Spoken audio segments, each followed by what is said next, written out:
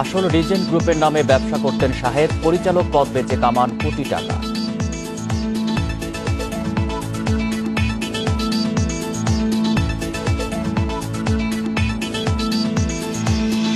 স্বাস্থ্য খাতে দুর্নীতির বিরুদ্ধে ব্যবস্থা বিভিন্ন দেশকে জানানো হবে, ভাবমূর্তি ফেরাতে উদ্যোগ।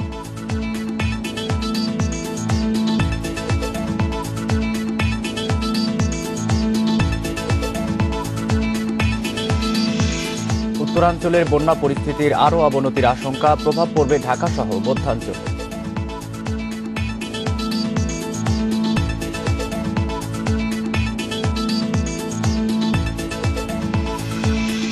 সীমান্তে কড়া নজরদারিতে ভারতীয় পশু আসা বন্ধ, ভালো লাভের আশা দেশের খামারিদের।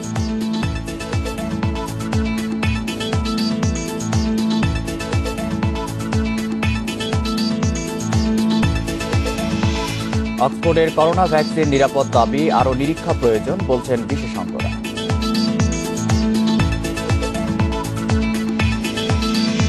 স্বাগত ইন্ডিপেন্ডেন্ট সংবাদ, সঙ্গে আছি আমি আলী আশরাফ। শুনছিলেন শিরোনাম, এবার বিস্তারিত। আসল রিজেন্ট গ্রুপের নাম ব্যবহার করেই ব্যবসা পরিচালনা করতেন প্রতারক শাহেদ। এমনকি মূল রিজেন্ট গ্রুপের অঙ্গ সংগঠনগুলোকে নিজের বলে চালিয়ে দিতেন তিনি। 2015 সালে 200 কোটি টাকার মানহানির নোটিশ দিয়েও প্রভাবশালী শাহেদকে দমাতে পারেনি মূল রিজেন্ট গ্রুপ। এমনকি মূল রিজেন্ট গ্রুপের পরিচালক পদ বিক্রি করেও শাহেদ কোটি কোটি টাকা হাতিয়ে নিয়েছেন।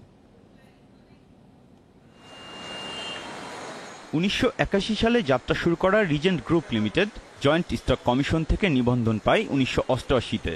পরবর্তীতে রিজেন্ট গ্রুপের নাম দিয়ে আরেকটি অনিবন্ধিত ব্যবসা প্রতিষ্ঠান খুলে প্রতারণায় নামে শাহেদ। এই গ্রুপের অঙ্গ প্রতিষ্ঠান রিজেন্ট ডিজাইন অ্যান্ড ডেভেলপমেন্ট লিমিটেডের কক্সবাজারের জমিতে ছবি তুলে তা ফেসবুকে নিজের প্রজেক্ট বলে চালিয়ে দেয় শাহেদ।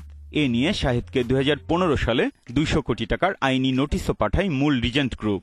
নোটিশ পেয়ে ব্যবস্থা নিতে পুলিশ সদর দপ্তরে চিঠি দিয়েছিল স্বরাষ্ট্র মন্ত্রণালয়, কিন্তু প্রতারক শাহেদের প্রভাবে বিষয়টি আর আলোর মুখ দেখেনি। 2016 সালে অক্টোবর কি সেপ্টেম্বরে চিঠি দিয়েছে তার ব্যাপারে ব্যবস্থা নেওয়ার জন্য, বাট পুলিশ সদর দপ্তর কোনো কাজই করে নাই, চুপ। তো আমার কথা হচ্ছে, এখানে ওরা কিছু করতে পারতেছে না, আমি কার কাছে যাব? কারণ একটা হোম মিনিস্ট্রি বা একটা স্বরাষ্ট্রই তো মেইন, তাই না? মানে ক্রিমিনালকে ক্যাচ করার জন্য তারাই যখন চুপ হয়ে থাকে, আমি কার কাছে যাব? তাহলে চুপ করে থাকাই ভালো। শুধু তাই নয়, মূল রিজেন্ট গ্রুপের পরিচালক পদ বিক্রি করেও কোটি কোটি টাকা হাতিয়ে নিয়েছেন শাহেদ, এমন অভিযোগ রিজেন্ট গ্রুপের। 2016 সালে গুলশান সোসাইটির একটা প্রোগ্রামে যাই, তখন সে আমাকে বলে উঠলো দুজন যে আমরা তো 2 কোটি 4 কোটি টাকা দিয়ে রিজেন্ট গ্রুপের ডিরেক্টরশিপ নিয়েছি। তো আমি পরে চিনতে পারলাম, আমি বললাম আপনার কোন রিজেন্ট গ্রুপ থেকে নিয়েছেন? তখন তারা বললো আমাদের অফিস হচ্ছে উত্তরাতে। তো আমি তখন বুঝিয়ে নিলাম যে আসলে সে এটা বাটপার শাহেদের রিজেন্ট গ্রুপ থেকে মেম্বারশিপটা নিয়েছে। আবাসন ব্যবসায়ীদের সংগঠন রিহ্যাব বলছে, Regent design and development limited নামে একটি সংগঠনই তাদের তালিকায় নিবন্ধিত আছে, আর সেটি শাহেদের নয়, মূল রিজেন্ট গ্রুপের অঙ্গ প্রতিষ্ঠান। He is not my member, রিহ্যাবের কোনো নিবন্ধন তার নাই, এবং সে যে আর একটা রিজেন্ট আছে তাদের সম্পত্তি সব নিজের নামে বলে চালায় দর্শক। আইনজ্ঞরা বলছেন, জয়েন্ট স্টক কমিশনে গোলাম আকবরের প্রতিষ্ঠান রিজেন্ট গ্রুপ নিবন্ধিত। ট্রেডমার্ক আইনের 26তম ধারা অনুযায়ী একই নাম ব্যবহার ট্রেডমার্ক আইনের লঙ্ঘন। রিজেন্ট গ্রুপের নামটি ব্যবহার করছে, রিজেন্ট গ্রুপের সিস্টার কনসার্নের নামও সে ব্যবহার করছে। বিভিন্ন অবস্থায় রিজেন্ট গ্রুপের ছবির সামনে দাঁড়িয়ে সে প্রপার্টিগুলা তার হিসেবে সে দাবি করছে, এবং ট্রেডমার্ক আইনে 26 ধারা অনুযায়ী যেই নামটা সিমিলার, আইডেন্টিক্যাল অর ডিসেপ্টিভলি সিমিলার, সেগুলো অবশ্যই 26 ধারা অনুযায়ী ট্রেডমার্ক আইনের লঙ্ঘন। করোনা পরীক্ষায় জালিয়াতির দায়ে ভুয়া রিজেন্ট গ্রুপের শাহেদ করিম ইতিমধ্যেই গ্রেপ্তার হয়েছেন। বর্তমানে আইনের আওতায় থাকা এ প্রতারকের দৃষ্টান্তমূলক শাস্তির দাবি জানিয়েছে মূল Regent group. Biprajit Chanda, Independent News, Dhaka. স্বাস্থ্য খাতের দুর্নীতিবাজদের বিরুদ্ধে ব্যবস্থা নেওয়া হয়েছে, এই তথ্য বিভিন্ন দেশের সরকারকে জানানো হবে। পররাষ্ট্রমন্ত্রী জানালেন, দেশের ভাবমূর্তি ফেরাতে এই সিদ্ধান্ত নেওয়া হয়েছে। এরই মধ্যে সংশ্লিষ্ট মন্ত্রণালয়ের কাছে প্রতারকদের বিচারিক অবস্থা জানতে চিঠি দেওয়া হয়েছে। বাংলাদেশে কোভিড-19 চিকিৎসার নামে অনিয়ম ও পরীক্ষার জালিয়াতির খবর বেশ পলাও করে প্রচারিত হচ্ছে আন্তর্জাতিক গণমাধ্যমে। স্বাস্থ্য খাতে রিজেন্ট জিকেজির দুর্নীতি পর্যবেক্ষণ করছে বাংলাদেশে বিভিন্ন দেশের দূতাবাসও। এছাড়া ভুয়া করোনা সনদ নিয়ে বিদেশে যাচ্ছেন বাংলাদেশিরা এমন অভিযোগ তুলেছে বেশ কয়েকটি দেশ। এসব ঘটনায় বাংলাদেশের ইমেজ নষ্ট হচ্ছে বলে মন্তব্য করেন পররাষ্ট্রমন্ত্রী। এর ফলে আমাদের বদনাম হয়, বদনাম হইলে পরে হয় কি, দেখলে বাঙালি দেখলে একটু মনে করি যে কি জিনিস জানি বাবা, এটা একটা বিশেষ ইমার্জেন্সি সিচুয়েশনের জন্য হয়েছে, বাট ইট উইল গো। সচিব জানালেন, এসব ঘটনার নেতিবাচক প্রভাব ঠেকাতে তৎপরতা শুরু হয়েছে। বিদেশে ভ্রমণে করোনা সনদ বাধ্যতামূলক করা এরই অংশ। এছাড়া দুর্নীতিবাজদের বিরুদ্ধে কি ব্যবস্থা নেওয়া হচ্ছে তা দূতাবাসের মাধ্যমে সে দেশের সরকারকে জানানো হবে। স্বাস্থ্য সচিব সহ অন্যান্য যারা আছে কনসার্ন, তাদেরকে বলেছে লাইসেন্সটা দিলাম, তারপরে আপনি সেই লাইসেন্সটার আপনি সদ্ব্যবহার করছেন বা সেটা নিয়ে আপনি কোনো রকমের করছেন না, ব্যত্যয় ঘটাচ্ছেন না, আমাদের সকল রাষ্ট্রদূতকে আমরা জানিয়ে দিতে পারি যে এগুলো তারা হোস্ট গভর্নমেন্টকে জানাবে। তাদের যে সমস্ত টেস্টিং বা অন্য যত নাম্বার আমরা সরকারিভাবে জেনারেট করছি সেগুলোর অথেন্টিসিটি নিয়ে বা ক্রেডিবিলিটি নিয়ে যাতে কারো কোনো রকমের সন্দেহের অবকাশ না থাকে। বাংলাদেশের ভাবমূর্তি ফেরাতে প্রবাসীদের অবস্থানরত দেশের আইন কানুন মেনে চলার আহ্বান জানিয়েছে পররাষ্ট্র মন্ত্রণালয়। Nafiza Daula, independent News, Dhaka. দেশে স্বাস্থ্য খাতের ইমেজ সংকট চলছে বলে মন্তব্য করেছেন স্বাস্থ্য সচিব মোহাম্মদ আব্দুল মান্নান। অরাজক পরিস্থিতি দূর করতে টাস্ক ফোর্স গঠন করা হবে বলেও জানান সচিব। এদিকে সমন্বয়হীনতার বিষয়টি স্বীকার করে স্বাস্থ্য অধিদপ্তরের মহাপরিচালক সবাইকে একসাথে কাজ করার আহ্বান জানান। করোনা প্রতিরোধে জাতীয় টেকনিক্যাল পরামর্শ কমিটির সাথে সোমবার সকালে জুম বৈঠকে বসে স্বাস্থ্য মন্ত্রণালয়। কোভিড-19 নিয়ন্ত্রণ ও স্বাস্থ্য খাতের সমস্যা নিরসনে নতুন সচিব মোহাম্মদ আব্দুল মান্নানের সাথে এ কমিটির এটাই প্রথম বৈঠক। সবার শুরুতেই স্বাস্থ্য অধিদপ্তর ও মন্ত্রণালয়ের মধ্যে কোনো ধরনের সমন্বয়হীনতা নেই উল্লেখ করে স্বাস্থ্য খাতের অরাজক পরিস্থিতি তুলে ধরেন বক্তারা। জাতীয় টেকনিক্যাল পরামর্শ কমিটির সভাপতি অধ্যাপক ডাক্তার মোহাম্মদ শহীদুল্লাহ স্বাস্থ্য খাতের নানা অনিয়ম তুলে ধরে সিএমএইচডিতে কেনাকাটায় স্বচ্ছতা আনা, টেস্ট সংখ্যা বৃদ্ধি করা, বিমানবন্দরে কাস্টমসের জরুরি চিকিৎসা সামগ্রী প্রবেশে শুল্ক ব্যবস্থা শিথিল করা সহ নানা পরামর্শ তুলে ধরেন। আমরা যেমন দেশের অর্থ খরচ করে কিছু প্রকিউরমেন্ট করব, এখানে যেন সেটা সঠিক মূল্যে কেনা হয়, এটা আমরা এত ধারণ করি যে আমাদের মিটিংয়ে কিন্তু বারবার আলোচনা হয়েছে। আমরা যদি দেখি যে কোনো একটা মেশিন খুব বেশি উচ্চ দামে কেনার ব্যাপারে পদক্ষেপ না হচ্ছে, আমরা খুব ব্যথিত হই, আমরা সেটা জানানোর চেষ্টা করি, কারণ ওই টাকা দিয়ে আমরা দ্বিগুণ তিনগুণ যন্ত্রপাতি জোগাড় করতে পারবো। সমন্বয়হীনতার বিষয়টি স্বীকার করে স্বাস্থ্য অধিদপ্তরের মহাপরিচালক অধ্যাপক ডক্টর আবুল কালাম আজাদ সবাইকে ঐক্যবদ্ধভাবে একযোগে কাজ করার আহ্বান জানান। আসলে আমাদের ইমেজ সংকট আমাদের সম্মিলিত এই হাসপাতালগুলোর হেড চিকিৎসক তাদের চিকিৎসকরা ব্যবস্থাপনা ভালো হয়, একসাথে কাজ করে। সভায় তুলে ধরা অনিয়ম ও অরাজক পরিস্থিতির কথা স্বীকার করেন স্বাস্থ্য সচিব মোহাম্মদ আব্দুল মান্নান। স্বাস্থ্য খাতের ইমেজ পুনরুদ্ধার ও অরাজক পরিস্থিতি দূর এবং সরকারি কেনাকাটায় অর্থের সাশ্রয় করতে টাস্ক ফোর্স গঠনের কথা জানান স্বাস্থ্য সচিব। কোভিডের বাইরে অন্যান্য রোগীদের চিকিৎসাতেও চিকিৎসকদের এগিয়ে আসতে আহ্বান জানান। আমরা একটা টাস্ক ফোর্স গঠন করতে চাচ্ছি, আমার শেষ হয়ে যাচ্ছে, টাস্ক ফোর্স গঠন করতে চাচ্ছি, যে টাস্ক ফোর্সের মাধ্যমে আমরা এই জায়গাগুলোকে টাস্ক ফোর্সের মাধ্যমে আমরা কিছু করতে পারি কিনা। আমাদের একটা কমিটি থাকবে, যে কমিটি কোনো জায়গাতে অনিয়ম কোনো কিছু নিউজ হইলে আমরা এটি একটু তল্লাশি করে দেখব। জাতীয় পরামর্শক টেকনিক্যাল কমিটির সকল পরামর্শ গুরুত্ব দিয়ে ব্যবস্থা নেওয়া হবে বলে জানান নতুন স্বাস্থ্য সচিব। Hasib Mahmud Shah, independent News, Dhaka. 2 দফায় 5 দিনের রিমান্ড শেষে জেকেজি হেলথ কেয়ারের চেয়ারম্যান ডাক্তার সাবরিনা আরিফের জামিন নামঞ্জুর করে কারাগারে পাঠিয়েছে আদালত। সিএমএফ কোর্টের ম্যাজিস্ট্রেট মোহাম্মদ আতিকুল ইসলাম এই আদেশ দেয়। এদিকে রিমান্ডে সাবরিনা অপরাধের কথা স্বীকার করেছে বলে দাবি ডিবি পুলিশের। শিগগিরই এ মামলার তদন্ত প্রতিবেদন জমা দেওয়া হবে বলেও জানিয়েছে পুলিশ। 5 দিনের রিমান্ড শেষে সোমবার বেলা 12টায় ডিবি অফিস থেকে আদালতে নেওয়া হয় ডাক্তার সাবরিনা আরিফকে। নতুন করে আর রিমান্ডে নেওয়ার আবেদন না থাকায় তোলা হয়নি আদালতের এজলাসে। তবে আসামি পক্ষের আইনজীবী জামিনের আবেদন করেন। দুপক্ষের শুনানি শেষে জামিন নামঞ্জুর করে তাকে কারাগারে পাঠায় আদালত। আমরা বিজ্ঞ আদালতকে বলেছি, এই মামলায় এই মুহূর্তে জামিন প্রদান করা হলে বাংলাদেশের মানুষ হতাশ হবে, সারা বিশ্বের মানুষ হতাশ হবে। সেখানে রাষ্ট্রপক্ষের বক্তব্য শুনে আদালত সন্তোষজনক মনে হয় এই আসামির জামিনের প্রার্থনা নামঞ্জুর করে জেল হাজতে প্রেরণের জন্য নির্দেশ দিয়েছেন। আসামি পক্ষের দাবি, সাবরিনার বিরুদ্ধে দায়ের করা মামলা জামিনযোগ্য তার বিরুদ্ধে আনা অভিযোগ সব সত্য নয়। এফআইআর এর বাদী তিনি বলেন নাই যে এখানে কোনো জাল সার্টিফিকেট কোনো কিছু করেছে, তিনি বলেন নাই যে এইটা রিপোর্টগুলো ভুয়া, রাইট হিসেবে অধিকার হিসেবে জামিন দিতে হবে, এই বিষয়গুলো আমরা বলেছি। কিন্তু আদালত তারপরেও এই বিষয়টা এই করে কোনো কিছুই কনসিডার করলেন না, আমলে নিলেন না। এদিকে রিমান্ডে গুরুত্বপূর্ণ তথ্য পাওয়ার দাবি পুলিশের। একজন আরেকজনের উপরে দোষ চাপানোর চেষ্টা করেছে, তো এটা আসলে আমরা উভয়েরই যথেষ্ট পর্যাপ্ত সংশ্লিষ্টতা পেয়েছি। তার অভিযুক্ত সম্পূর্ণভাবে প্রমাণিত হয়েছে এবং একটা সম্পূর্ণ চার্জশিট আমরা দিতে সক্ষম হব। করোনার নমুনা পরীক্ষায় ভুয়া রিপোর্ট দেওয়ার মামলায় গ্রেপ্তার ডক্টর সাবরিনা গত শুক্রবার থেকে দ্বিতীয় দফায় রিমান্ডে ছিলেন। জেকেজি চেয়ারম্যান ডক্টর সাবরিনা আরিফকে 12 জুলাই গ্রেপ্তার করে ঢাকা মহানগর পুলিশ। এর আগে টাকার বিনিময়ে নমুনা সংগ্রহ ও ভুয়া রিপোর্ট দেওয়ার অভিযোগে গ্রেপ্তার হন ডক্টর সাবরিনার স্বামী আরিফুল হক চৌধুরী সহ 6 জন। এদিকে জেকেজির সাবেক কর্মকর্তা হুমায়ুন কবিরকে জেল কেটে 3 দিনের জিজ্ঞাসাবাদের অনুমতি দিয়েছে আদালত। মাহমুদ শরীফ, ইন্ডিপেন্ডেন্ট নিউজ, ঢাকা। আবারও বেড়েছে প্রাণহানি। নতুন 50 জনের মৃত্যু নিয়ে প্রাণহানির সংখ্যা বেড়ে দাঁড়িয়েছে 2668 জন।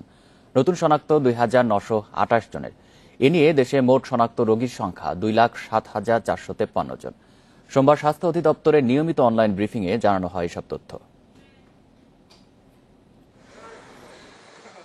করোনা শনাক্তের 136তম দিনে মৃত্যু হয়েছে আরও 50 জনের। এর মধ্যে 35 জন পুরুষ এবং 15 জন নারী। শনাক্ত বিবেচনায় মৃত্যুর হার 1.29%। দেশে করোনায় মোট মারা গেছেন 2668 জন। করোনা পরিস্থিতি নিয়ে স্বাস্থ্য অধিদপ্তরের নিয়মিত ব্রিফিংয়ে জানানো হয়, গত 24 ঘন্টায় নমুনা পরীক্ষা করা হয়েছে 13,362টি। এর মধ্যে করোনা শনাক্ত হয়েছে 2,928 জনের। পরীক্ষা বিবেচনায় শনাক্তের হার 21.91%।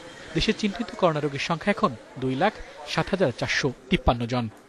24 ঘন্টায় যা নমুনা পরীক্ষা হয়েছে তাতে শনাক্ত হয়েছে 2,928 জন এবং এ পর্যন্ত শনাক্ত 2,07,453 জন। 24 ঘন্টায় মৃত্যুবরণ করেছেন 50 জন, এ পর্যন্ত 2,668 জন। দেশে গত 24 ঘন্টায় সুস্থ হয়েছেন আরও 1,914 জন। এ নিয়ে সারা দেশে মোট সুস্থ 1,13,556 জন। শনাক্ত বিবেচনায় সুস্থতার হার 54.74%। করোনা ভাইরাস সংক্রমণের ঝুঁকি এড়াতে সবাইকে বাড়িতে থাকার ও স্বাস্থ্য বিভাগের পরামর্শ মেনে চলার আহ্বান জানিয়েছে স্বাস্থ্য অধিদপ্তর। রোগ প্রতিরোধের জন্য যে খাদ্যাভ্যাসগুলি দরকার, ভিটামিন সি সমৃদ্ধ টাটকা শাকসবজি, ফলমূল এবং জিঙ্ক সমৃদ্ধ খাবার, এগুলো যেন আমরা খাবার তালিকায় রাখি। দেশে প্রথম করোনা রোগী শনাক্ত হয় 8 মার্চ, মৃত্যু হয় 18 মার্চ। দেশে বর্তমান 80টি ল্যাবে করোনা পরীক্ষা করা হচ্ছে। আল আমিন হোসেন, ইন্ডিপেন্ডেন্ট নিউজ, ঢাকা। দেশে ভেন্টিলেটর সংকট নিরসনে এগিয়ে এসেছে রাজশাহী প্রকৌশল ও প্রযুক্তি বিশ্ববিদ্যালয় রুয়েট। যুক্তরাষ্ট্রের এমআইটির তৈরি ইমার্জেন্সি ভেন্টিলেটরের অনুসরণে শিক্ষক শিক্ষার্থীরা তৈরি করেছে দুর্বার কান্দারি নামের এই ভেন্টিলেটর। এটি নিয়ন্ত্রণ করা যাবে স্মার্টফোন অ্যাপের মাধ্যমেই। করোনা ভাইরাসে আক্রান্ত বেশিরভাগ রোগীর সমস্যা হয় শ্বাস প্রশ্বাসে। শ্বাসতন্ত্র দুর্বল হওয়ায় কোনো কোনো ক্ষেত্রে সংকটাপন্ন অবস্থা তৈরি হয়। এ ধরনের রোগীর চিকিৎসায় ব্যবহার করা হয় কৃত্রিম শ্বাস প্রশ্বাস যন্ত্র, ভেন্টিলেটর। আর কোভিড-19 আক্রান্ত রোগীর চিকিৎসায় সবচেয়ে গুরুত্বপূর্ণ এই যন্ত্রটি। করোনা সংক্রমণের পর থেকে দেশের হাসপাতালে ভেন্টিলেটর সংকটের চিত্র উঠে আসে। এই পরিস্থিতিতে ভেন্টিলেটর তৈরির কাজ শুরু করে রাজশাহী প্রকৌশল ও প্রযুক্তি বিশ্ববিদ্যালয় রুয়েটের একদল শিক্ষক ও শিক্ষার্থী। দেশীয় প্রযুক্তি ব্যবহার করে অবশেষে সফল হয়েছেন তারা। বিভিন্ন সেক্টরে সাবটিম, যেমন মেকানিক্যাল ডিজাইন, সফটওয়্যার ডিজাইন এবং সার্কিট ডিজাইন, এভাবে বিভিন্ন সাবটিমে ভাগ হয়ে আমরা এই কাজগুলো ভাগ করে নিই। সমাজের মধ্যবিত্ত, উচ্চ মধ্যবিত্ত, ইভেন নিম্নবিত্তরাও যেন এই সাপোর্টটা পায় এবং ভেন্টিলেটর অভাবে যেন কেউ মারা না যায়, এই বিষয়টাকে আমরা আমাদের মাথায় রেখে আর কি কাজ শুরু করেছি। দুর্বার কান্ডারি নামের স্মার্টফোন অ্যাপ্লিকেশনের মাধ্যমে একসাথে চালানো যাবে 50টি ভেন্টিলেটর। রোগীর শারীরিক অবস্থা অনুযায়ী মুড পরিবর্তন করে কাজ করবে এটি। এমনকি রোগীর শারীরিক কোনো জটিলতা দেখা দিলেই সংকেত দেবে এই যন্ত্রটি। রোগীর কন্ডিশনের উপর নির্ভর করে এর মানগুলো আমরা নির্ধারণ করে দেব। নির্ধারণ করে দেওয়ার পরে দেখা যে এটা অন করলে এই ভেন্টিলেটর কৃত্রিমভাবে রোগীকে শ্বাস নেবে এবং নিতে সাহায্য করবে এবং কার্বন ডাইঅক্সাইড যেটা ছাড়ে সেটা নিঃসরণ করতে সাহায্য করবে। এই ইমার্জেন্সি ভেন্টিলেটরকে এখন আরও উন্নত করার কাজ চলছে। এরপর সরকারি অনুমোদনের পালা, যা হাসপাতালগুলোতে যুক্ত হলে চিকিৎসা ক্ষেত্রে বড় ভূমিকা রাখবে বলে আশা রুয়েট উপাচার্যের। আমি আশাবাদী যে যেহেতু এই সংকটাপন্ন মুহূর্তে এই ভেন্টিলেটরটা অত্যন্ত জরুরি, আমাদের জীবন মরণের সমস্যা, সুতরাং এখানে কোনো কম্প্রোমাইজের বিষয় নাই। আমরা এটাকে একেবারেই 100% পারফেক্ট হিসাবেই তৈরি করে নিয়ে ক্লিনিক্যালি ট্রায়াল করে নিয়েই আমরা এটা বাজারজাত করার চেষ্টা করব। ইমার্জেন্সি ভেন্টিলেটর দুর্বার কাণ্ডারি তৈরিতে সময় লেগেছে 4 মাসেরও বেশি। খরচ হয়েছে 30 থেকে 35 হাজার টাকা। Independent news desk. ভারতে ভারী বর্ষণের কারণে চলতি সপ্তাহে দেশের উত্তরাঞ্চলের বন্যা পরিস্থিতির আরও অবনতি হওয়ার পূর্বাভাস দিয়েছে বন্যা সতর্কীকরণ কেন্দ্র। এর প্রভাব পড়বে ঢাকাসহ মধ্যাঞ্চলেও। এদিকে সারা দেশে আগামী কয়েকদিনও মাঝারি থেকে ভারী বর্ষণের পূর্বাভাস দিয়েছে আবহাওয়া অধিদপ্তর। চলতি মৌসুমে 3 সপ্তাহের মধ্যে 2 দফা বন্যায় পড়েছে দেশের উত্তর, উত্তর পূর্ব ও মধ্য অঞ্চলের মানুষ। উত্তর এবং উত্তর পূর্বাঞ্চলের মতো মধ্য অঞ্চলের নদ নদীতেও পানি বাড়ছে। মানিকগঞ্জ, মুন্সিগঞ্জ, ফরিদপুর, মাদারীপুর, শরীয়তপুর, টাঙ্গাইল ও ঢাকা জেলার নিম্ন অঞ্চল ইতিমধ্যে প্লাবিত হয়েছে। এরই মধ্যে উজানে ভারতের আসাম ও মেঘালয়ে ভারী বর্ষণ শুরু হয়েছে। তার ঢল হয়ে আগামী 2 দিনের মধ্যে দেশে ঢুকে বন্যার অবনতি ঘটাতে পারে বলে জানিয়েছে বন্যা পূর্বাভাস ও সতর্কীকরণ কেন্দ্র। বিভিন্ন স্থানে বিরাজমান বন্যা পরিস্থিতি আগামী 24 ঘন্টার পর থেকে পুনরায় অবনতির আশঙ্কা আছে। ঢাকার আশেপাশের যে নিম্নাঞ্চলগুলো আছে একটি বন্যার ঝুঁকির মধ্যে আছে এবং চলতি সপ্তাহের শেষার্ধ থেকে এই বন্যার প্রকোপটা এই আশেপাশের অঞ্চলগুলোতে বাড়বে। এদিকে আগামী 24 তারিখ পর্যন্ত বিভিন্ন জেলায় মাঝারি থেকে ভারী বর্ষণের পূর্বাভাস দিচ্ছে আবহাওয়া অফিস। দেশের উত্তরাঞ্চল ও পূর্বাঞ্চল, বিশেষ করে রাজশাহী, রংপুর, ময়মনসিংহ, চট্টগ্রাম ও সিলেট বিভাগে ভারী থেকে অতি ভারী বর্ষণের সতর্কবাণী দেওয়া হয়েছে। এছাড়া বাংলাদেশের সমুদ্রবন্দর সমূহে 3 নম্বর সতর্কতা সংকেত দেখিয়ে দিতে বলা হয়েছে। এখন যে বৃষ্টিপাতটা অব্যাহত আছে, এই বৃষ্টিপাতটা আরো 23 তারিখ পর্যন্ত অব্যাহত থাকতে পারে। বৃষ্টি ও ঢল বাড়লে ঢাকার চারপাশের নদ নদীর পানি কোনো কোনো স্থানে বিপদসীমা অতিক্রমের পূর্বাভাসও দিয়েছে বন্যা সতর্কীকরণ কেন্দ্র। Nahid Kamal, independent News, Dhaka. বন্যা পরিস্থিতির আরো খবর জানাতে ফরিদপুর থেকে যোগ দিচ্ছেন সহকর্মী মফিজুর রহমান। মফিজ, ফরিদপুরের নদ নদীর পানি বৃদ্ধি আজ কেমন দেখছেন? বন্যায় নতুন করে কতগুলো এলাকা ক্ষতিগ্রস্ত হয়েছে? ক্ষতিগ্রস্ত এলাকায় প্রশাসনের ত্রাণ তৎপরতা শুরু হয়েছে কিনা? আসলে বন্যার পানি অর্থাৎ পদ্মার পানি কিন্তু গত 3 দিনের বৃদ্ধির হার কম হলেও আজকে সকালে কিন্তু ফরিদপুরের পদ্মা নদীর বিপদসীমার 108 সেন্টিমিটার উপর প্রবাহিত হচ্ছে, যার ফলে ফরিদপুরের বিস্তীর্ণ অঞ্চল অর্থাৎ প্রায় 30টি ইউনিয়নের 250 গ্রামে পানি কিন্তু এই মুহূর্তে অবস্থান করছে এবং এতে প্রায় লক্ষাধিক মানুষ পানিবন্দী অবস্থায় রয়েছে। আর আপনাকে বলে রাখি যে ফরিদপুরের আঞ্চলিক সড়ক যেগুলো আছে, বিশেষ করে চরভদ্রাসন, সদরপুর এবং ফরিদপুর সদরের ইউনিয়ন পদ্মা যে আঞ্চলিক সড়ক রয়েছে তার অধিকাংশ সড়কই কিন্তু এখন পানিতে নিমজ্জিত, যেটি ব্যবহার একেবারে অনুপযোগী হয়ে পড়েছে। আমি কথা বলেছিলাম ফরিদপুর জেলা প্রশাসক অতুল সরকারের সঙ্গে। তিনি বলেছেন ত্রাণ সহায়তার ব্যাপারে তাদের কার্যক্রম। তিনি বলেছেন যে ইতিমধ্যেই আমরা ফরিদপুরের সদর উপজেলা নর্থ চ্যানেল, ডিগ্রিচর, আলিয়াবাদ সহ ফরিদপুরের চরভদ্রাসন এবং সদরপুর উপজেলায় ত্রাণ কার্যক্রম শুরু হয়েছে এবং সেখানে শুকনো খাবার পাশাপাশি চাল, ডাল, প্রয়োজন নিত্য প্রয়োজন যেটা দেওয়ার দরকার সেটা দেওয়া হয়েছে। তো আপনাকে বলে রাখি যে গত 2 দিন আগে ফরিদপুরের বেড়িবাঁধ শহর রক্ষাকারী যে বাঁধটি পানি উন্নয়ন বোর্ডে সেই বাঁধটি ভেঙে যাতে কিন্তু হঠাৎ করে 5-7টি গ্রাম পানিতে নিমজ্জিত হয়, যার ফলে ওই অঞ্চলের মানুষগুলো তাৎক্ষণিকভাবে কিন্তু ওই বেড়িবাঁধের উঁচু স্থানগুলোতে অবস্থান নিয়েছে। তাদেরকে কিন্তু মানবিক সহায়তা হিসেবে তাৎক্ষণিকভাবে টিন বা পলিথিন এগুলো সরবরাহ করেছে জেলা প্রশাসনের পক্ষ থেকে এবং কিছু স্বেচ্ছাসেবী সংগঠনে কিন্তু আমরা দেখেছি গতকাল এবং তার আগের দিন পর্যন্ত দুপুরে এবং রাত্রে রান্না করে তাদেরকে খাওয়ার ব্যবস্থা করেছে, এটি আমরা দেখেছি। তো আসলে আরেকটি কথা না বললেই নয়, সেটি হচ্ছে ফরিদপুরের চরাঞ্চলে 13টি ইউনিয়ন রয়েছে, সেই চরাঞ্চলে মানুষের কিন্তু অন্যতম আয়ের উৎস হচ্ছে গবাদি পশু পালন, বিশেষ করে সামনে কুরবানির ঈদ। এই ঈদে কিন্তু এই মানুষগুলো কিন্তু তাদের জীবিকার অন্যতম প্রধান উৎসও থাকে এই গবাদি পশু বিক্রি করে তারা পয়সা রোজগার করবে। কিন্তু এই বন্যার কারণে, দ্বিতীয় দফা বন্যার কারণে প্রায় টানা 15 দিনের অধিক সময় এই অঞ্চলের মানুষের কিন্তু তারা কিন্তু খাদ্য সরবরাহ করতে পারছে না। কিন্তু চারপাশে যেহেতু পানি, যে কারণে ঘাসের সংকট দেখা দিয়েছে এবং এই গবাদি পশু পালনকারী যারা আছে, খামারিরা যারা আছে, তারা কিন্তু ব্যাপক সমস্যা পড়েছে। অন্যদিকে যে হাটগুলো বসছে ফরিদপুরে, সেই হাটগুলোতেও কিন্তু কাঙ্ক্ষিত দাম পাচ্ছে না। এছাড়া ফরিদপুর পানি উন্নয়ন বোর্ড যেটা আমাদেরকে জানিয়েছেন, এই পানি বৃদ্ধির ফলে কিন্তু ফরিদপুরের বদুখালীতে এবং আলফাডাঙ্গাতে বিস্তীর্ণ এলাকাতে মধুমতি ভাঙন দেখা দিয়েছে। ওই অঞ্চলে মানুষের দাবি একটাই, সেটি হচ্ছে যে সরকার উচ্চ পর্যায়ে যে স্থায়ী বাঁধ মেরামত করলে এই অঞ্চল। ফরিদপুর থেকে জানাচ্ছিলেন সহকর্মী মফিজুর রহমান। কোরবানি উপলক্ষে চাঁপাইনবাবগঞ্জ সীমান্তের বিভিন্ন এলাকা দিয়ে প্রতি বছর ভারতীয় গরু চোরাচালান হলেও এবার তা হয়নি বলে দাবি করেছে বিজিবি। কঠোর নজরদারির কারণে কমেছে সীমান্ত হত্যার মতো ঘটনা। তবে ভারতীয় পশু আসা বন্ধ হওয়ায় খামারিরা আশা করছেন এবার নিজেদের তৈরি করা পশুর ভালো দাম পাবেন তারা। কোরবানির পশুর বাজারকে কেন্দ্র করে প্রতি বছর চাঁপাইনবাবগঞ্জের সীমান্ত ঘেঁষা আমবাগানগুলোতে জমে ওঠে গরু চোরাচালান।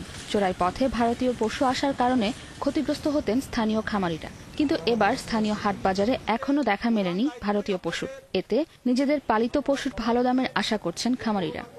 ওপার তৎপরতা হোক, আমাদের তৎপরতা, যে কোনো তৎপরতা সব মিলিয়েই আমাদের কোনো গরু সীমান্ত দিয়ে পার হয়নি। যদি এই তৎপরতা, বিজেপি তৎপরতা বজায় থাকে এবং গরু আসা বন্ধ থাকে, তাহলে আমাদের এলাকার লোকজনের বা কৃষকের এখান থেকে আরো ভালো লাভ হয়।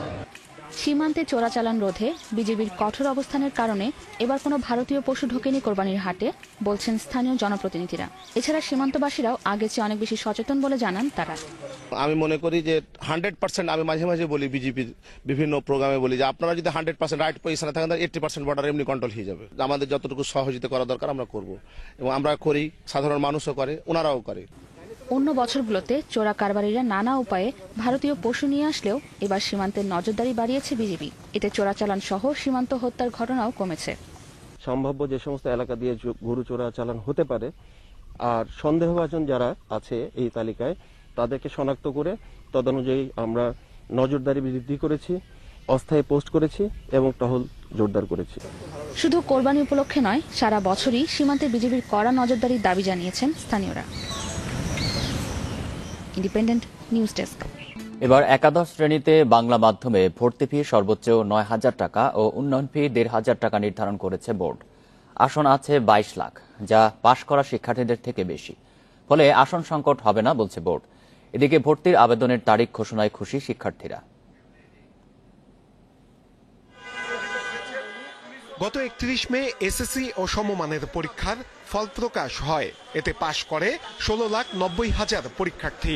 অন্যান্য বছর ফল প্রকাশের এক সপ্তাহের মধ্যেই একাদশ শ্রেণীতে ভর্তি কার্যক্রম শুরু হয়। 1 জুলাই থেকে ক্লাস শুরু হয়, কিন্তু করোনার কারণে এবার সেটি সম্ভব হয়নি। আগামী 9 আগস্ট থেকে শুরু হচ্ছে একাদশ শ্রেণীর ভর্তি আবেদন। আবেদন করা যাবে 15 সেপ্টেম্বর পর্যন্ত। এই সিদ্ধান্তে খুশি শিক্ষার্থীরা। কলেজে কি ভর্তি হব নাকি হব না একটু দুশ্চিন্তায় ছিলাম, বাট অবশেষে সরকার নির্দেশনা দিল ভর্তি। আমাদের কলেজে ভর্তি হওয়ার তারিখ পাবলিশ করেছেন, তখন আমাদের এই অনিশ্চয়তা অনেকটাই কেটে গিয়েছে। বোর্ড বলছে সারা দেশে 10,000 কলেজে আসন আছে 22,000-এর উপরে। শিক্ষার্থীরা প্রাপ্ত নম্বর অনুযায়ী আবেদন করলে ভর্তিতে কোনো সমস্যা হবে না। কোনো শিক্ষার্থীরই ভর্তি আসন নিয়ে কোনো সংকট নেই। সংকট হচ্ছে ভালো শিক্ষা প্রতিষ্ঠানের। আমাদের সকল শিক্ষার্থী তার মেধা বিবেচনা না করেই অনেক প্রতিষ্ঠানে ভর্তি হতে যায়, সেক্ষেত্রে তারা একটা সংকটে পড়ে যায়। এবার ভর্তিতে ঢাকা মহানগরের কলেজে বাংলা ভার্সনে ভর্তি ফি সর্বোচ্চ 9,000 টাকা, অন্য মেট্রোপলিটন এলাকায় 3,000 টাকা, মফস্বল এলাকায় 1,000 টাকা নির্ধারণ করা হয়েছে। ইংরেজি ভার্সনে সর্বোচ্চ ভর্তি ফি 10,000 টাকা নির্ধারণ হয়েছে।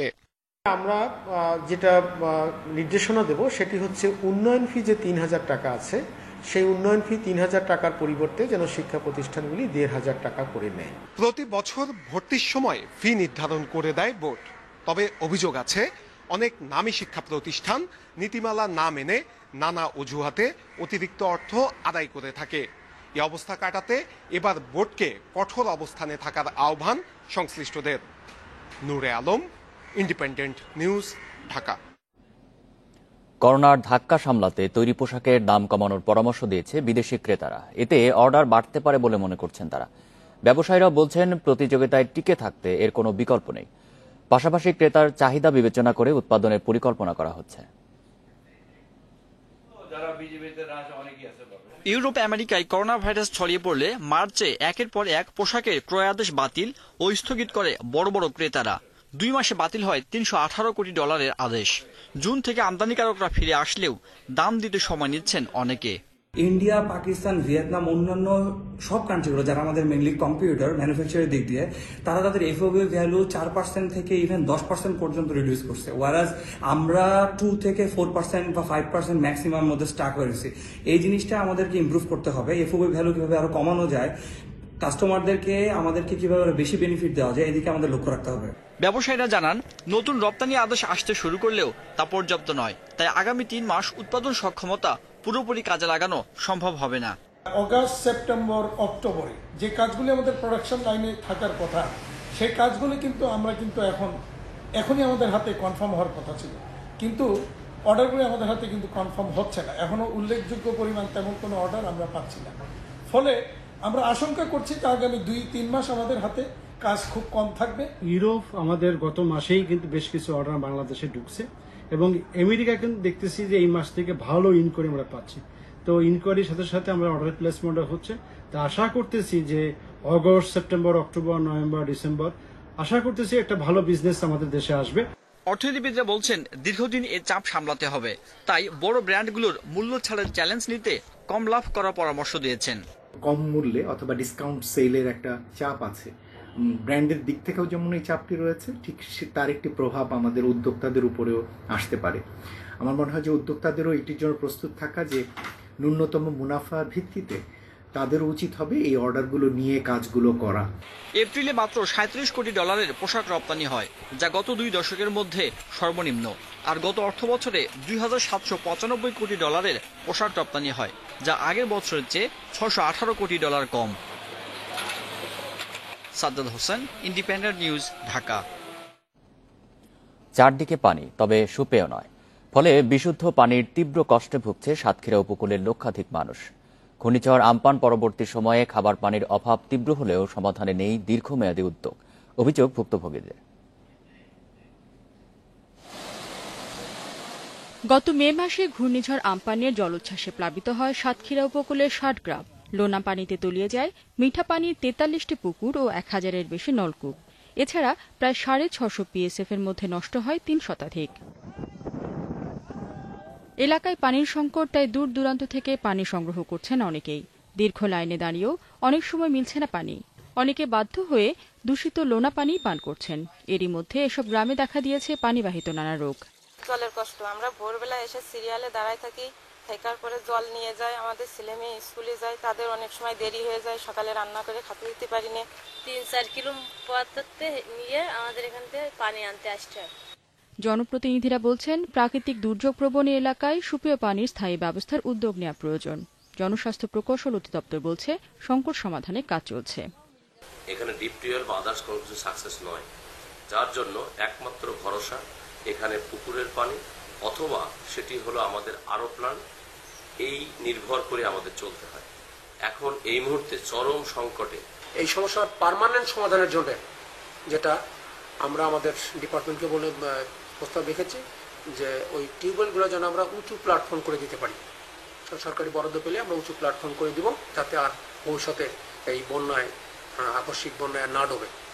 একদিকে বছরের পর বছর ধরে লবণ পানিতে চিংড়ি চাষ, তার উপর প্রাকৃতিক দুর্যোগ, সব মিলিয়ে সাতক্ষীরার উপকূলীয় এলাকায় সুপেয় পানির সংকট সময়ের সঙ্গে তীব্র হচ্ছে। জনস্বাস্থ্য প্রকৌশল অধিদপ্তরের তথ্য মতে, আমপানের আগে সাতক্ষীরা উপকূলের 33% মানুষ সুপেয় পানি থেকে বঞ্চিত ছিল। Independent news desk. মাছ উৎপাদনের হারে বিশ্বে বাংলাদেশের অবস্থান দ্বিতীয়। মৎস্য বিজ্ঞানীরা বলছেন, স্বাদু পানিতে মাছ চাষ আর ইলিশে গুরুত্ব দেয় প্রতি বছর বাড়ছে উৎপাদন। দীর্ঘ সময় এই ধারা অব্যাহত রাখতে চাষিদের অনুপ্রেরণায় পদক্ষেপ নেওয়া হচ্ছে বলে জানান মৎস্য ও প্রাণী সম্পদ মন্ত্রী।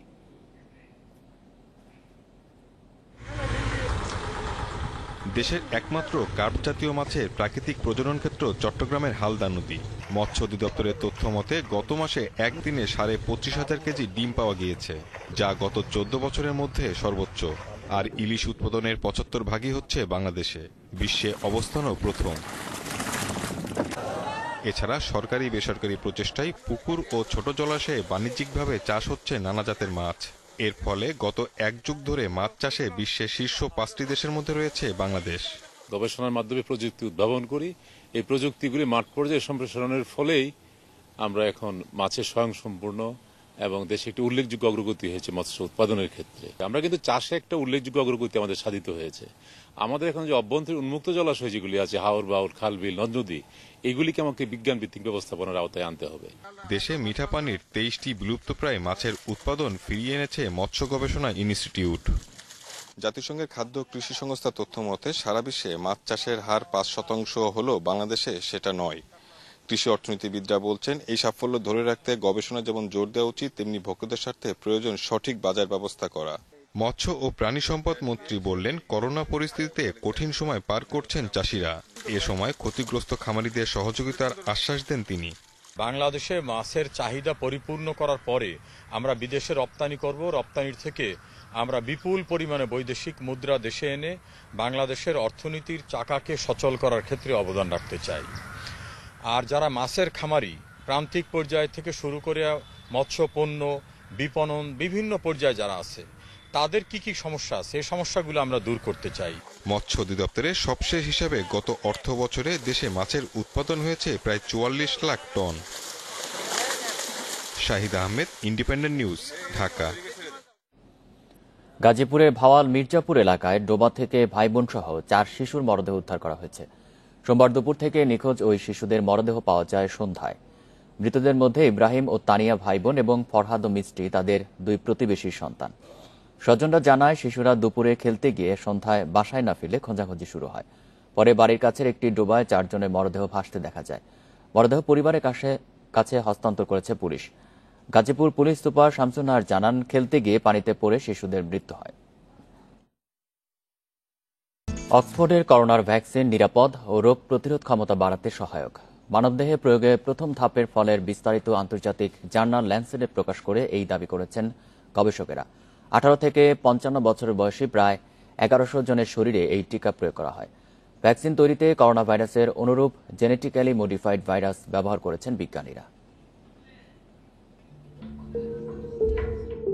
প্রথম দফা ট্রায়ালে ব্রিটেনে 1077 স্বেচ্ছাসেবীর দেহে প্রয়োগ করা হয় অক্সফোর্ডের শ্যাডক্স 1 NCOV19 ভ্যাকসিন। এতে দেখা গেছে 14 দিন পর টি সেলস আর 28 দিন পর অ্যান্টিবডির পরিমাণ সর্বোচ্চ মাত্রায় পৌঁছায়। অক্সফোর্ড বিজ্ঞানীরা বলছেন, তাদের তৈরি করা জেনেটিক্যালি মডিফাইড ভাইরাসটির করোনা ভাইরাসের মতোই স্পাইক রয়েছে। আর স্পাইকের মাধ্যমে করোনার সংক্রমণ ঘটে শ্বাসতন্ত্রের বিশেষ কোষে। একই ধরনের ভাইরাস দিয়ে ভ্যাকসিনটি তৈরি হওয়ায় তা প্রতিহত করার কৌশল শিখে যায় মানবদেহ। করোনা সংক্রমণ নিয়ন্ত্রণে গুরুত্বপূর্ণ অ্যান্টিবডি এবং টি সেলস। তবে আমরা বেশ কজন করোনা রোগীকে সারতে দেখেছি যাদের পর্যাপ্ত অ্যান্টিবডি না থাকলেও টি সেলস ছিল। তাই সংক্রমণ মোকাবেলায় টি সেলস গুরুত্বপূর্ণ। এই ভ্যাকসিন নেওয়ার পর মাথা ব্যথা ও জ্বরের মতো উপসর্গ দেখা দিতে পারে, যা প্যারাসিটামল জাতীয় ঔষধেই সারানো সম্ভব। এই পার্শ্ব প্রতিক্রিয়া মারাত্মক নয় বলে দাবি বিজ্ঞানীদের। পরবর্তীতে আরও 10,000-এর বেশি ব্রিটিশ নাগরিকের উপর ভ্যাকসিনের পরীক্ষা করার কথা জানিয়েছে অক্সফোর্ড কর্তৃপক্ষ। এছাড়া যুক্তরাষ্ট্র, সাউথ আফ্রিকা ও ব্রাজিলে 37,000 মানুষের দেহে প্রয়োগ করা হবে ভ্যাকসিনটি। তবে এরই মধ্যে টিকার 100 মিলিয়ন ডোজের চাহিদাপত্র দিয়েছে যুক্তরাজ্য। বছরে 2 বিলিয়ন ডোজও তৈরি যথেষ্ট নয়, কিন্তু আমরা এটি করতে পারলে তা হবে বিশাল অর্জন। আমরা চাই এ প্রচেষ্টায় অন্যান্য ভ্যাকসিন উদ্ভাবকরাও এগিয়ে আসুক।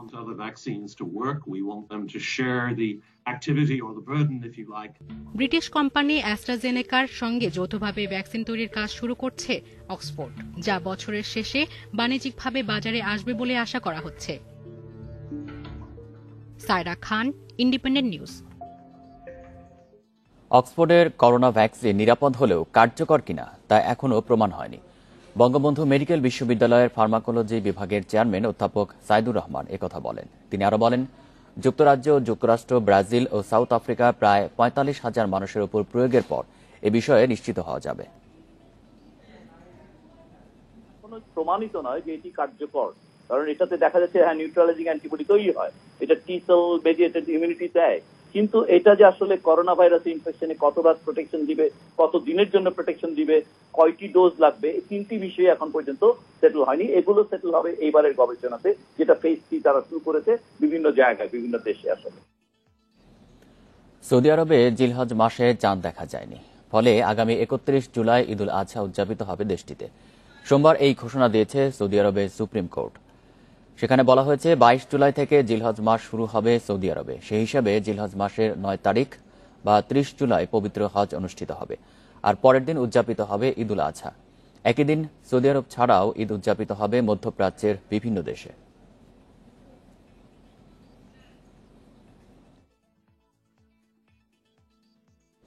করোনায় বিশ্বে একদিনে মারা গেছে 4,000 মানুষ। নতুন করে শনাক্ত হচ্ছে 2,04,000-এর বেশি। এই পর্যন্ত প্রাণ গেছে 6,12,000-এর বেশি মানুষের। সংক্রমণের সংখ্যা 1,48,44,000 ছাড়িয়েছে। 24 ঘন্টায় ব্রাজিলে সবচেয়ে বেশি 718 জনের মৃত্যু হয়েছে। দেশটিতে মোট প্রাণহানি ছাড়িয়েছে 80,000।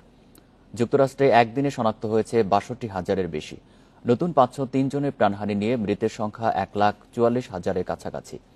এছাড়াও 24 ঘন্টায় ভারতে মৃত্যু হয়েছে 596 জনের। দেশটিতে মোট প্রাণহানি 38,000-এর বেশি। নতুন করে প্রায় 37,000 মানুষের দেহে মিলেছে ভাইরাস।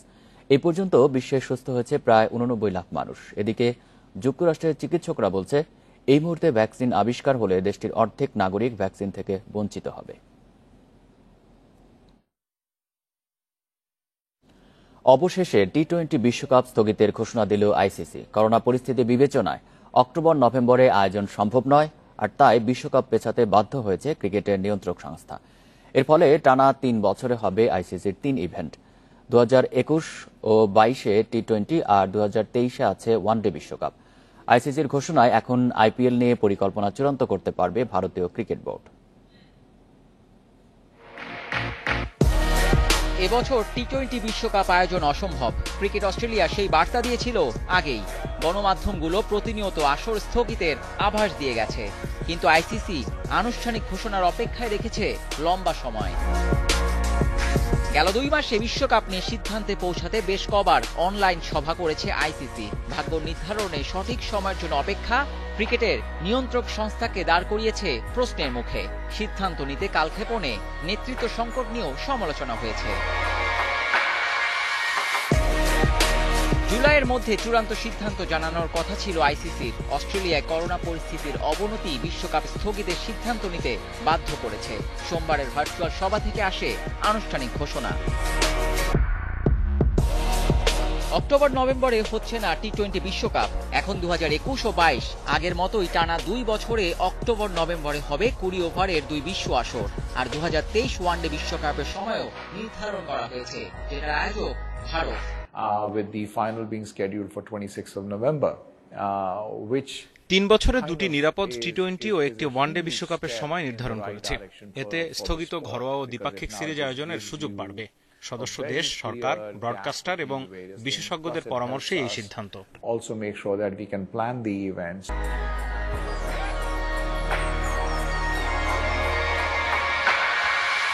2021 টি-20 বিশ্বকাপ আয়োজনের সত্ত্ব ভারতের।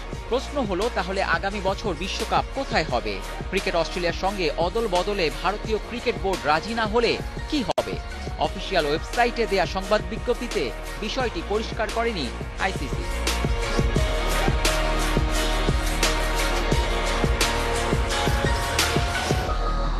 আগামী বছরের ফেব্রুয়ারিতে নারী ওয়ানডে বিশ্বকাপ নিউজিল্যান্ডে। সভা শেষে এই টুর্নামেন্ট নিয়ে কোনো সিদ্ধান্ত আসেনি।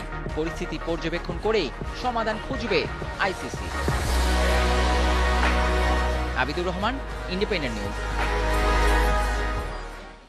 এ ছিল এখনকার সংবাদে। ইন্ডিপেন্ডেন্ট টেলিভিশনের সব খবরের আরো বিস্তারিত জানতে চোখ রাখুন ফেসবুক, ইউটিউব এবং টুইটারে। ধন্যবাদ সবাইকে।